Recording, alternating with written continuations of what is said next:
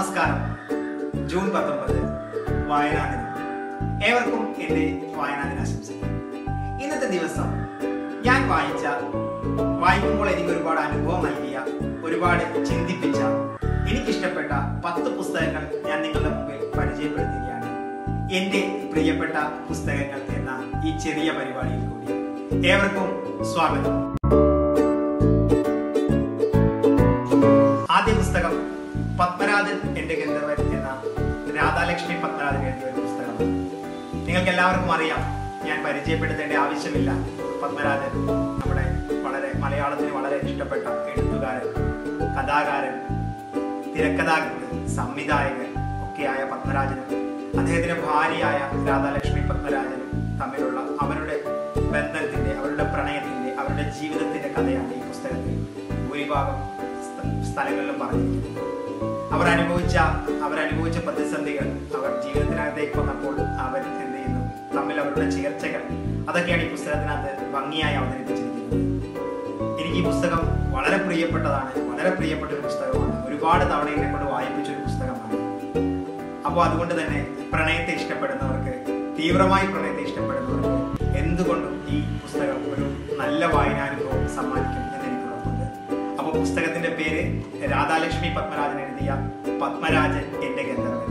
എൻ്റെ പ്രിയപ്പെട്ട പുസ്തകങ്ങളിൽ വളരെ വിലപ്പെട്ട സ്ഥാനമാണ് ഞാൻ ഈ പുസ്തകത്തിന് നൽകിയിരിക്കുന്നത്. അടുത്ത പുസ്തകം മനു എസ് പിള്ള എഴുതിയ ഐവറി ത്രോൺ അഥവാ ദന്തസിംഹാസനം എന്ന പുസ്തകമാണ്. എന്താണ് ഈ പുസ്തകത്തിനകത്ത് എന്ന് ചോദിച്ചാൽ, 26-ാമത്തെ വയസ്സിൽ അല്ലെങ്കിൽ തന്നെ 25-ാമത്തെ വയസ്സിൽ 6 വർഷത്തെ നിരന്തരമായ ഗവേഷണങ്ങൾക്കൊടുവിൽ, ബ്രിട്ടീഷ് ആർക്കൈവ്സിലടക്കമുള്ള ഗവേഷണങ്ങൾക്കൊടുവിൽ പൂർത്തീകരിച്ച ഒരു പുസ്തകമാണ് ദന്തസിംഹാസനം. സാധാരണ ചരിത്രത്തെ നമ്മൾ ഹിസ്റ്ററി എന്നാണ് വിളിക്കാറുള്ളത്, അഥവാ അവന്റെ കഥയാണ് ചരിത്രം. ഈ പുസ്തകം അതിനെതിരായി ഹെർ സ്റ്റോറിയാണ്, അഥവാ അവളുടെ കഥയാണ് ഈ പുസ്തകത്തിൽ. തിരുവിതാംകൂറിനെ വളരെ ഭംഗിയായി ഭരിച്ച സേതു ലക്ഷ്മിബായിയുടെയും അതിനുശേഷം വന്ന സേതു പാർവതിബായിയുടെയും ജീവിത കഥയും ഒപ്പം തിരുവിതാംകൂറിന്റെ അന്നത്തെ രാഷ്ട്രീയ സാഹചര്യങ്ങളും അടങ്ങിയിരിക്കുകയാണ് ഈ പുസ്തകത്തിൽ. പുസ്തകം ഒരു തടിച്ച പുസ്തകമാണ്, കാണുമ്പോൾ മനസ്സിലാകും. 700ഓളം പേജുകൾ തന്നെയുണ്ട്. മാത്രമല്ല അതിന്റെ അവസാനത്തെ 100 പേജുകൾക്ക് മുമ്പ് ഈ പുസ്തകം എഴുതാൻ വേണ്ടിയുള്ള റെഫറൻസ് ആയിട്ടാണ് ഉപയോഗിച്ചത്. ആ റെഫറൻസും ഇതിനകത്ത് ഉൾപ്പെടുത്തിയിട്ടുണ്ട്.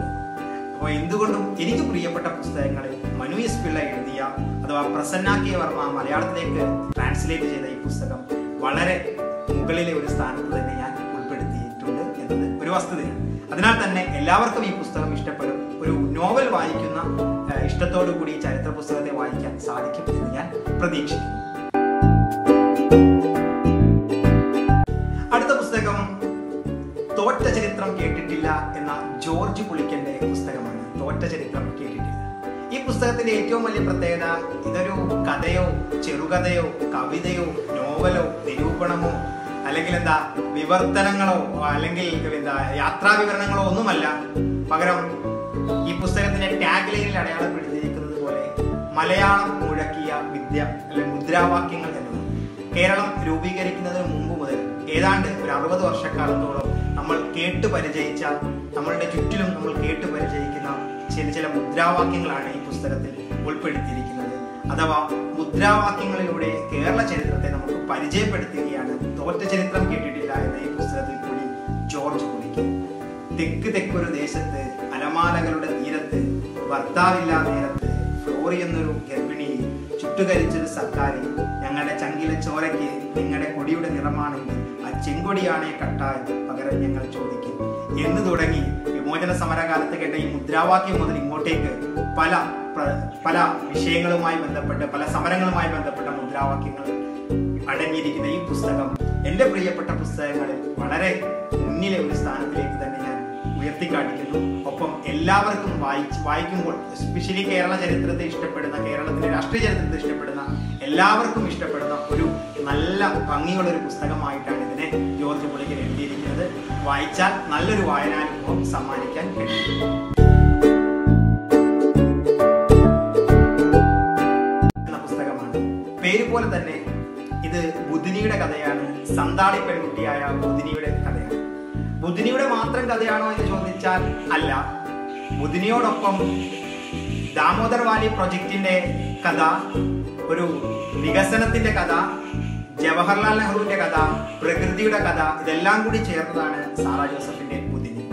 ഒരു സന്താളി പെൺകുട്ടിയായിരുന്ന ബുദിനി ദാമോദർ വാലി പദ്ധതി ഉദ്ഘാടനം ചെയ്യാൻ വന്ന പ്രധാനമന്ത്രി ജവഹർലാൽ നെഹ്റുവിന്റെ കഴുത്തിൽ ഒരു മാല ഇടുന്നു.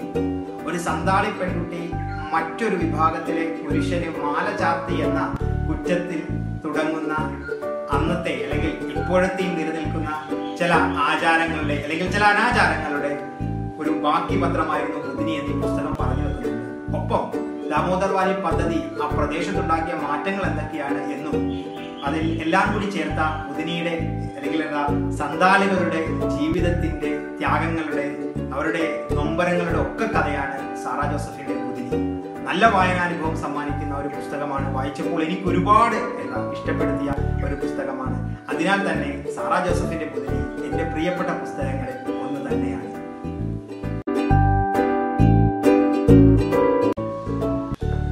കുഞ്ഞു കാര്യങ്ങളുടെ ഒടയ തമ്പുരാൻ അഥവാ ഗോഡ് ഓഫ് സ്മോൾ തിങ്സ്.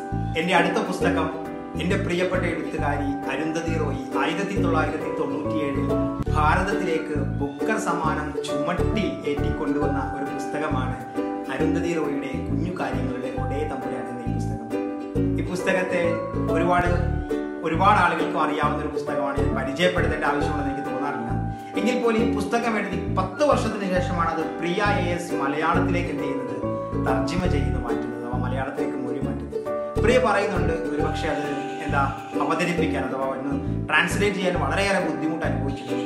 പക്ഷെ എങ്കിൽ പോലും വളരെ ഭംഗിയായി നമ്മുടെ ഇവിടെ കോട്ടയത്തെ ഒരു പാതി മലയാളി കൂടിയായ അരുന്ധതി റോയ് ഈ നമ്മുടെ അന്നത്തെ രാഷ്ട്രീയ സാഹചര്യത്തെയും ഒപ്പം നഷ്ടപ്രണയത്തെയും വേദനകളെയും ഒക്കെ വളരെ ഭംഗിയായിട്ട് ഈ പുസ്തകത്തിൽ അവതരിപ്പിച്ചിട്ടുണ്ട്.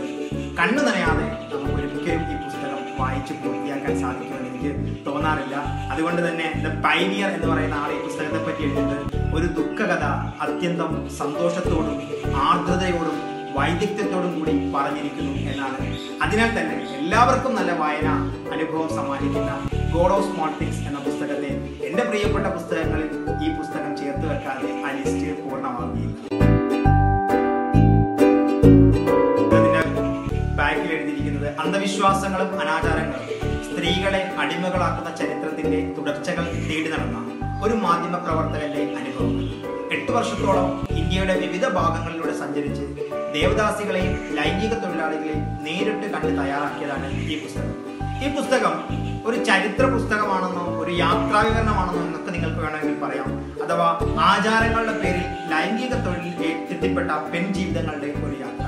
ഇന്ത്യയുടെ 28 സംസ്ഥാനങ്ങളിലെ ഭൂരിഭാഗം സ്ഥലങ്ങളിൽ നിന്നിട്ടും ആചാരങ്ങൾ എങ്ങനെയാണ് സ്ത്രീകളെ ലൈംഗിക വൃത്തിയിലേക്ക് എത്തിക്കുന്നതെന്നും അതിന്റെ ബാക്കി എന്തൊക്കെയാണ് സംഭവിക്കുന്നതും എന്നുള്ള വളരെ ചരിത്രപരമായ അല്ലെങ്കിൽ വളരെ ആധികാരികപരമായ ഒരു അന്വേഷണ പരമ്പരയാണ് ഈ പുസ്തകം.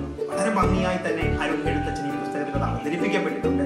അതുകൊണ്ട് തന്നെ ഈ വിഷയങ്ങളിൽ കൂടുതൽ അറിയാൻ ആഗ്രഹിക്കുന്ന ആളുകൾക്ക് ഈ പുസ്തകം എന്തുകൊണ്ടും ഒരു മനോഹരമായ വായനാനുഭവം സമ്മാനിക്കാൻ എനിക്ക് ഉറപ്പാണ്.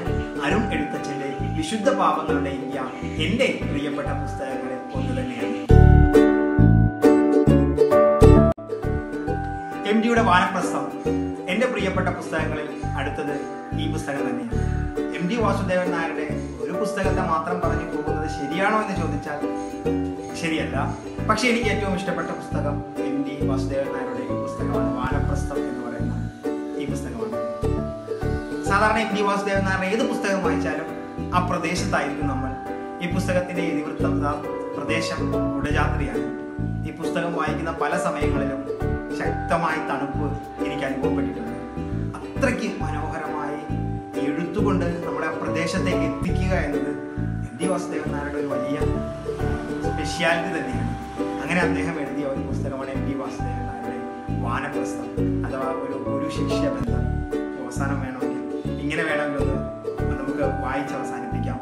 അതാണ് മനസ്സിൽ കൊണ്ട പ്രണയത്തിന് മുകളിൽ കാലത്തിന് ഒരു ഒത്തുവേലയും ചെയ്യാനാവില്ലെന്ന് വായനക്കാരെ നിരന്തരം അനുഭവിപ്പിച്ചുകൊണ്ടിരിക്കുന്ന വാനപ്രസ്ഥം. അങ്ങനെയാണ് ഈ പുസ്തകത്തെ വേണമെങ്കിൽ പറയാനുള്ളത്. അതാ ഒരു അധ്യാപകനും വിദ്യാർത്ഥിയും തമ്മിലുള്ള അവരുടെ പ്രണയം വളരെ ഭംഗിയായി തന്നെ എന്ത് ചെയ്തിരിക്കുന്നു, പുസ്തകത്തിൽ അവതരിപ്പിച്ചിരിക്കുന്നു. എല്ലാവർക്കും ഈ പുസ്തകം നല്ലൊരു വായനാനുഭവം സമ്മാനിക്കും. ചെറിയ പുസ്തകമാണ്. അതിനാൽ തന്നെ എൻ്റെ പ്രിയപ്പെട്ട പുസ്തകങ്ങളിൽ എനിക്ക് ഏറ്റവും ഇഷ്ടപ്പെട്ട പുസ്തകങ്ങളിൽ എനിക്ക് MD വാസുദേവൻ നായരുടെ വാനപ്രസ്ഥത്തെ കൂട്ടാതെ മുമ്പിലേക്ക് പോകാൻ സാധിക്കും.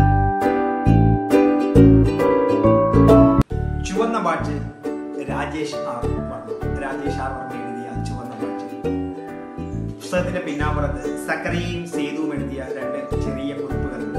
സക്കറിയ എഴുതിയിരിക്കുന്നത് ഫാസിസമാണ് രാജേഷ് ആർ വർമ്മയുടെ ഈ അസാധാരണ നോവലിന്റെ വിഷയം. ഫാസിസ്റ്റ് സ്വേച്ഛാധിപത്യത്തിന്റെ ആഗമന അധിനിവേശങ്ങളുടെ കുടിലതകളിലേക്ക് നിർമ്മമവും നിശിതവുമായി ആഴ്ന്നിറങ്ങുന്ന ഈ നോവൽ മലയാള സാഹിത്യത്തിന് ഒരു പുതിയ അനുഭവമാണ്. സേതു എഴുതിയിരിക്കുന്നത് അധികാരക്കൊതിയും അധിനിവേശ മോഹങ്ങളും ബലപ്പെട്ടു വരുന്ന കാലത്ത് ഏകാധിപത്യത്തിലേക്കുള്ള ദൂരം അധികമില്ലെന്ന് സൂചിപ്പിക്കുന്ന സമകാലികമായ ഒട്ടേറെ ചോദ്യങ്ങൾ ഉയർത്തുന്ന രാജേഷ് വർമ്മയുടെ ഈ നോവൽ പലതരം വായനകൾക്ക് വിധേയമാക്കപ്പെടും എന്നാണ് എൻ്റെ വിശ്വാസം. ഇവർ രണ്ടുപേരും പറഞ്ഞതുപോലെ തന്നെ ഈ പുസ്തകം വായിക്കുമ്പോൾ ഒരു പ്രദേശത്തേക്ക് ഫാസിസം കടന്നു വരുമ്പോൾ ആ പ്രദേശം അനുഭവിക്കുന്ന ബുദ്ധിമുട്ടുകൾ എന്തൊക്കെയാണ് എന്ന് വളരെ ഭംഗിയായ രീതിയിൽ, വളരെ ഹൃദയസ്പർശിയായ രീതിയിൽ ഈ പുസ്തകം അടയാളപ്പെടുത്തുന്നുണ്ട്. തസ്ലീമ നസ്റിന്റെ ലജ്ജ എന്ന് പറയുന്ന പുസ്തകം വായിക്കുമ്പോൾ നമുക്ക് കിട്ടുന്ന ചില ഫീലിങ്സ് ഉണ്ട്. അതുപോലെ തന്നെയാണ് രാജേഷ് ആർ വർമ്മയുടെ ചുവന്ന പാട്ട് എന്ന് പറയുന്ന ഈ പുസ്തകം എനിക്ക് സമ്മാനിച്ചത്, എൻ്റെ വായനാനുഭവത്തിൽ എനിക്ക് സമ്മാനിച്ചത്. അത്ര ഭംഗിയായ രീതിയിൽ നമ്മുടെ സമൂഹത്തിലേക്ക് ഒരു വിഭാഗം ഫാസിസ്റ്റുകൾ കടന്നു വരുന്നു. അവർ നമ്മളിപ്പോൾ നമ്മുടെ ചുറ്റും സമൂഹത്തിൽ കണ്ടുകൊണ്ടിരിക്കുന്നത് പോലെ തന്നെ അവർ ഇവിടെ അധികാരം പിടിച്ചെടുക്കുന്നു. അവർ അധികാരം പിടിച്ചെടുക്കുമ്പോൾ എങ്ങനെയാണ് സാധാരണക്കാരായ ആളുകളെ, അഥവാ അവർക്ക് ഇഷ്ടമില്ലാത്ത ആളുകളെ എങ്ങനെയാണ് ആ ഭരണകൂടം ട്രീറ്റ് ചെയ്യാൻ പോകുന്നത് എന്ന വളരെ ഒരുപക്ഷെ ഒരുപാട് മുന്നേ കൂട്ടിയുള്ള ഒരു പ്രവചനം പോലെയുള്ള ഭംഗിയായ ഒരു എഴുത്തുള്ള ഒരു പുസ്തകം രാജേഷ് ആർ വർമ്മയുടെ ചുവന്ന പാട്ട്. ഒരിക്കലും എൻ്റെ പ്രിയപ്പെട്ട പുസ്തകങ്ങളിൽ ഈ പുസ്തകം ചേർത്ത് വെക്കാതെ കടന്നു പോകാൻ സാധിക്കുകയില്ല. അതുകൊണ്ട് തന്നെ ചുവന്ന പാട്ട് നിങ്ങൾക്കും വായിക്കുന്ന ആളുകൾക്കും ഒരു നല്ല വായനാനുഭവം സമ്മാനിക്കുന്നത് 100% ഉറപ്പു പറയാൻ സാധിക്കും. ചുവന്ന പാട്ട്, രാജേഷ് ആർ വർമ്മ.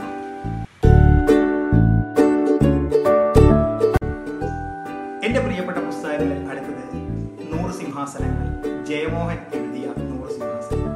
പുസ്തകത്തെ പറ്റി പറഞ്ഞു തുടങ്ങുന്നതിന് മുമ്പ് അതിന്റെ പിന്നാമ്പുറത്ത് കൽപ്പറ്റ നാരായണൻ എഴുതിയ ഒരു ചെറിയ കുറിപ്പ് വായിക്കാം. ആത്മകഥാകഥനത്തിന്റെ ഭാഷയിൽ പറയപ്പെട്ട ഈ പരകഥാകഥനം തന്നെ വൈകാരികാഘാതം മലയാളിയുടെ രചനാ സങ്കല്പങ്ങളെ ശക്തമായി സ്വാധീനിച്ചേക്കാം.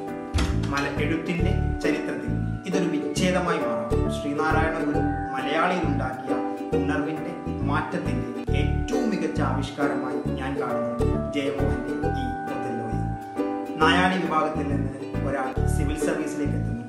അയാൾ അനുഭവിക്കപ്പെടുന്ന, അല്ലെങ്കിൽ സമൂഹം അയാളിലേക്ക് അനുഭവിപ്പിക്കപ്പെടുന്ന ജാതീയമായ ചില വേർതിരിവുകളെ, അദ്ദേഹം അനുഭവിക്കുന്ന മാനസിക സംഘർഷങ്ങളെ വളരെ ഭംഗിയായി ഒരു 83 താളുകളിനകത്ത് ഈ പുസ്തകത്തിനകത്ത് ഉൾക്കൊള്ളിച്ചിരിക്കുന്നു. ചെറിയ പുസ്തകമാണ്, എന്നാൽ ഒരുപാട് വലിയ ചിന്തകൾ നൽകുന്ന ജയമോഹന്റെ 100 സിംഹാസനങ്ങൾ മനസ്സിലും ശരീരത്തിലുമുള്ള അവർണത പദവി കൊണ്ടോ സമ്പത്ത് കൊണ്ടോ തൂത്തുമാറ്റാൻ സമൂഹം ഒരിക്കലും അനുവദിക്കില്ലെന്ന് IAS ഓഫീസറായ ധർമ്മപാലൻ എന്ന നായാടിയിലൂടെ പറയുകയാണ് ജയമോഹൻ. മാരകമായ അനുഭവങ്ങളുടെ മുറിവേൽക്കാതെ, അസ്തിത്വം എന്ന നേരിന്റെ പൊള്ളലേൽക്കാതെ വായിച്ചു തീർക്കാനാവില്ല ഈ നോവൽ. അത്രയുമുള്ളൂ. അതുകൊണ്ട് തന്നെ ജയമോഹന്റെ 100 സിംഹാസനങ്ങൾ എൻ്റെ പ്രിയപ്പെട്ട പുസ്തകങ്ങളിൽ വളരെ അടുത്ത് ചേർന്ന് നിൽക്കുന്ന ഒരു പുസ്തകം തന്നെയാണ്. ഏറ്റവും അവസാനത്തെ പുസ്തകം വളരെ ഈ ഇടയ്ക്കായി വായിച്ചൊരു പുസ്തകമാണ് മേക്കേഴ്സ് ഓഫ് മോഡേൺ ഇന്ത്യ എന്ന് രാമചന്ദ്ര ഗുഹ എഴുതിയ പുസ്തകമാണ്. പുസ്തകം വലിയ പുസ്തകമാണ്, അഥവാ ഇന്ത്യയുടെ ചരിത്രമാണ്, ഒരു ഹിസ്റ്റോറിക് പുസ്തകമാണ്. പക്ഷെ സാധാരണ എല്ലാവരും ചരിത്രം എഴുതുന്ന പോലെ അല്ല ഈ പുസ്തകത്തിൽ രാമചന്ദ്ര ഗുഹ എഴുതിയിരിക്കുന്നത്. ഒരു 17-18ഓളം ആളുകളെ നമ്മുടെ മുമ്പിൽ അദ്ദേഹം പരിചയപ്പെടുത്തുകയാണ് ചെയ്തിട്ടുള്ളത്.